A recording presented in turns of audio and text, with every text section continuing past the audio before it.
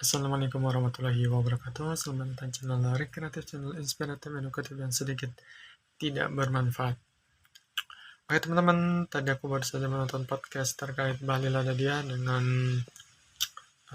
podcaster gitu ya, membahas terkait kebijakan-kebijakan dari Bali Ladadia, adapun terobosan-terobosan dari Bali Ladadia untuk mengatasi atau menangani krisis ekonomi global ataupun energi ya, krisis energi global yang mengakibatkan seluruh negara di dunia ini tuh mengalami kelangkaan pasokan energi dan pemadaman listrik, kemudian harga yang sangat mahal. Ya, di tengah situasi dan kondisi politik Indonesia saat ini, yang dimana dunia mengalami guncangan sangat hebat ketika Selat Hormuz masih ditutup oleh Iran dan kapal-kapal pembawa minyak itu tidak bisa lewat dan mengakibatkan terputusnya terkait distribusi minyak gitu ya, sehingga mengakibatkan seluruh negara di dunia hampir chaos gitu karena kehilangan minyak. Ya, tentunya aku sudah mendengar sendiri gitu ya langkah yang dilakukan oleh Bali Ladadia untuk mengatasi situasi dan kondisi yang serba sulit ini, yang dimana kita mengalami kelangkaan sumber energi karena Selat Hormuz ditutup. Dan ajaibnya di tengah situasi dan kondisi ini, negara-negara lain itu mengalami kenaikan jumlah harga bahan bakar dan pembatasan gitu ya terkait distribusi bahan bakar, akan tapi Indonesia harganya tetap normal dan mungkin ada pembatasan sedikit ya terkait WFH gitu dan lain-lain agar ketersediaan bahan bakar kita tetap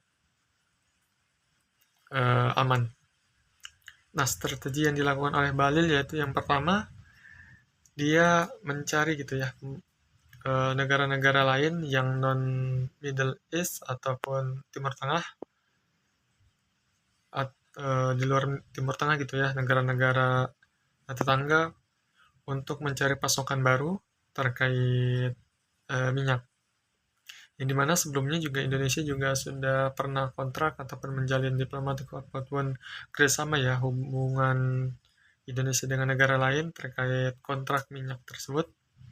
Ada beberapa negara, bukan hanya Indonesia, tidak hanya tergantung pada Timur Tengah, akan tapi Indonesia juga menjalin kerjasama dengan negara-negara lain, khususnya di Asia gitu ya. Kemudian yang kedua, kabar baiknya adalah Indonesia sudah tidak lagi impor solar, di mana Indonesia sudah mampu gitu ya menyiapkan cadangan solar untuk kebutuhan Indonesia sekitar 20 juta kiloton gitu ya lebih ya, yang dimana Indonesia juga sudah memiliki kilang minyak raksasa di Balikpapan, kata Bahlil, yang sudah diresmikan pada bulan Januari kemarin, dan itu menambah kapasitas jumlah solar kita sehingga kita tidak lagi impor solar. Dan itu juga menjadi langkah yang luar biasa gitu ya, padahal itu sebelum Selat Hormuz ditutup, akan tapi Indonesia sudah siap untuk mengelola minyak tersebut. Yang menjadi masalah adalah saat ini yaitu yang masih kita impor yaitu bensin. Nah, kebutuhan bensin di Indonesia kata Bahlil itu sekitar 40 juta kiloliter, dan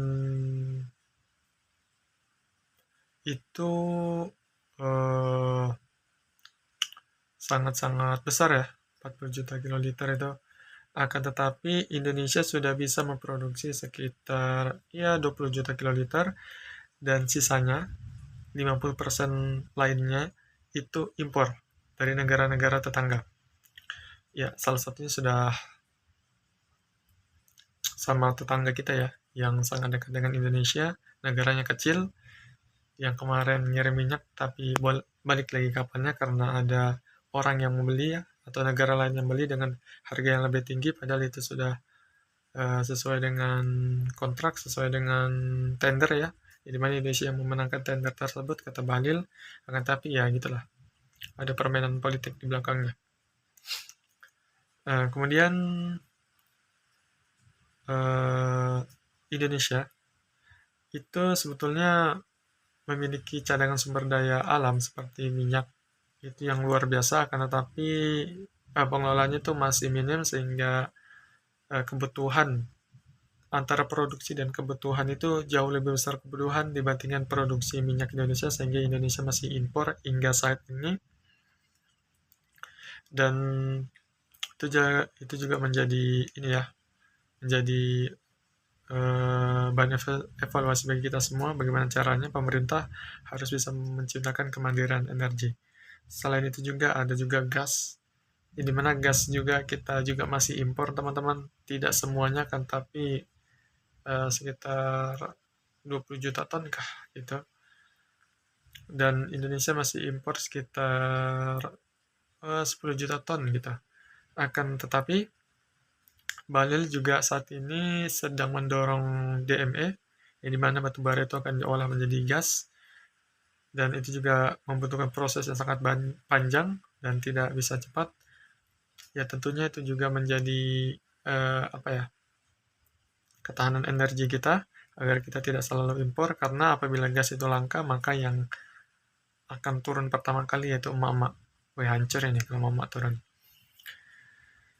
Ya, itu langkah yang sangat luar biasa. Kemudian Bahlil juga memastikan gitu ya, sebelumnya eksekusi kebijakan tersebut, Bahlil juga sudah didatangi oleh Pak Prabowo, berdiskusi dengan Pak Prabowo bahwa kebijakan yang diambil itu harus mementingkan rakyat kecil, kata Pak Prabowo yang disampaikan oleh Bahlil. Artinya,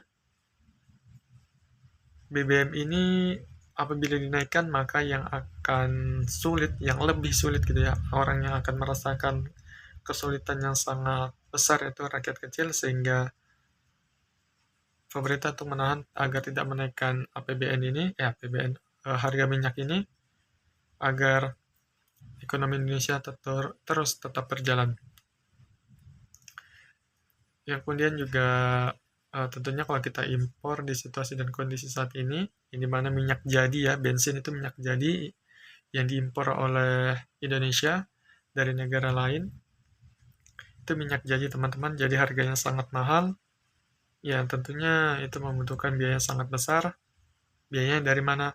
Ya kata Bahlil itu biaya dari ya pajak-pajak nikel, kemudian dana lain, pengelolaan dana antara dan lain-lain gitu ya, dan sumber daya, pajak-pajak dari sumber daya alam lainnya yang diakomodir untuk menutupi terkait impor bahan bakar tersebut.